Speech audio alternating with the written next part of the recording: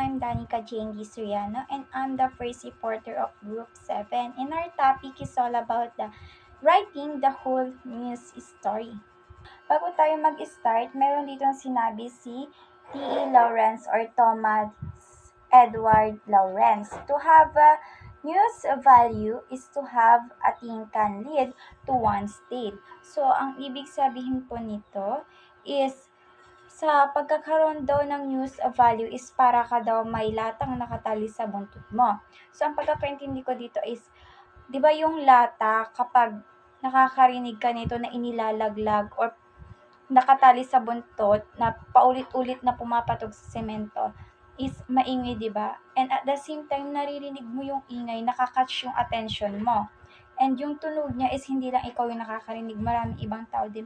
Yung tunog niya is kumakalat po. So, ganun din sa news value. So, sa news value naman po, kapag ang isang balita na ibinabalita is mahalaga, mabilis tong kumakalat at marami siyang nakakatch na attention at the same time gaya ng latang mainit. So now, let's proceed to the learning outcomes. Please identify various types of news story, distinguish the proper uses of transition devices, evaluate importance of information in news articles, critique given news excepts, compose the news article out of given set of data. So now, more concepts in news writing. In the lead tells the story's capsules, the body of the news explains the fact in detail. Should one base the meaning of news writing on this argument? A writer may sure miss two concepts. First, the body of the news retells the story found in lead.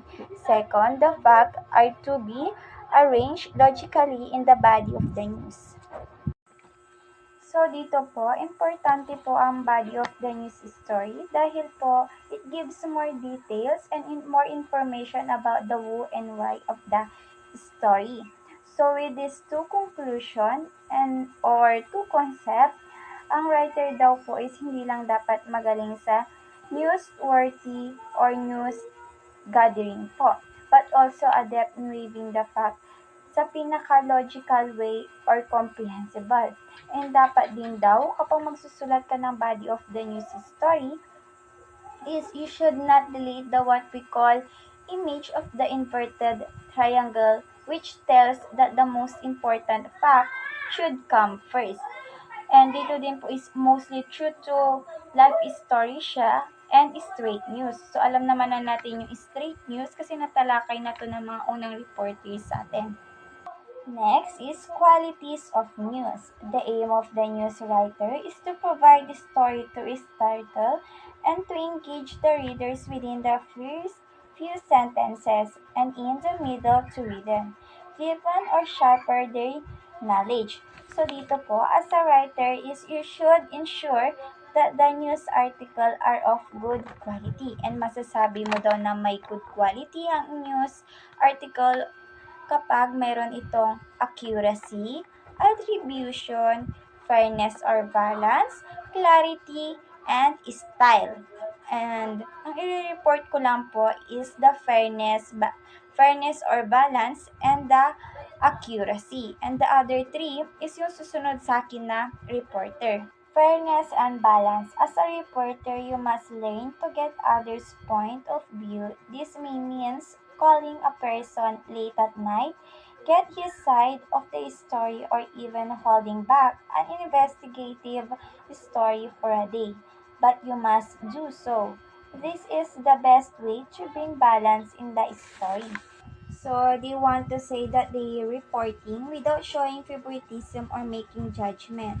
Balance simply means giving equal time on both sides of an issue or not giving one side more importance. So, ang example po nito is kung yung abortion sa ibang bansa, sa US po. So, kukuha sila ng dalawang tao na mai-interview na payag sa abortion at hindi payag sa abortion.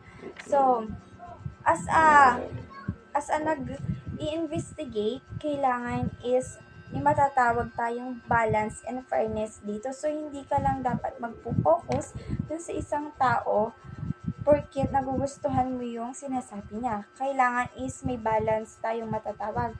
And as a reporter din, kailangan yung mas verify yung mga sinasabi ng dalawang tao, hindi yung basta nakasulat ka lang po. Next one is the accuracy. With the opportunity is tipping your finger to public forum comes from the huge responsibility that cannot be taken so lightly.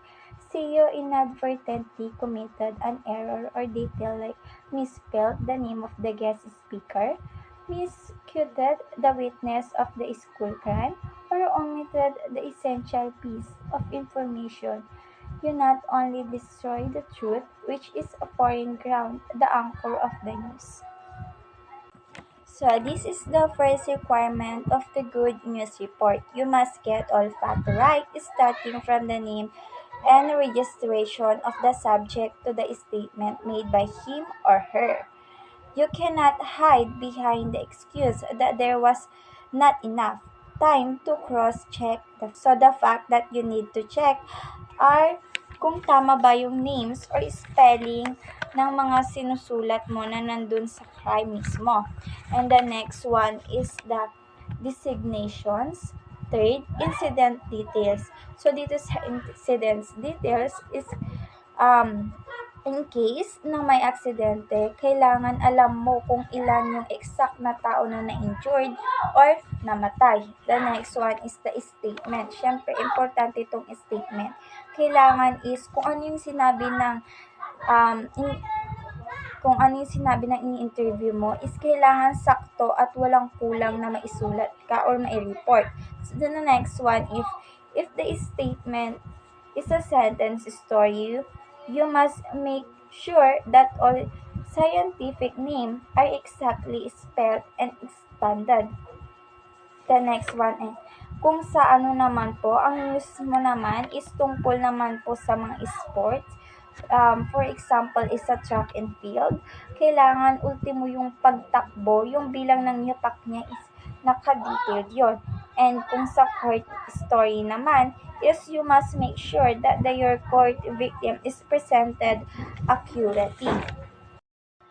So, dito na po nagtatapos ang aking report. Maraming salamat po.